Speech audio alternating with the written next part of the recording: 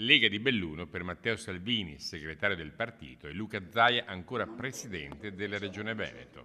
Il segretario provinciale non accetta né se né ma nell'indicare la linea. Momento importante per la Lega, il congresso federale del 5-6 aprile a Firenze, candidato al momento è candidato unico il nostro vice premier Matteo Salvini. A livello regionale il segretario Alberto Stefani si è mosso con una mozione da presentare proprio al congresso, approvata dai segretari provinciali, dove si parla di cose imprescindibili per il nostro partito: autonomia, federalismo fiscale, questione settentrionale, vicinanza del movimento ai territori. Ci sono poi gli aspetti internazionali su cui Fratelli d'Italia, Lega e Forza Italia cercano la quadra, perché nel Carroccio la posizione su quanto accade a est è ben definita e al momento senza possibili cedimenti.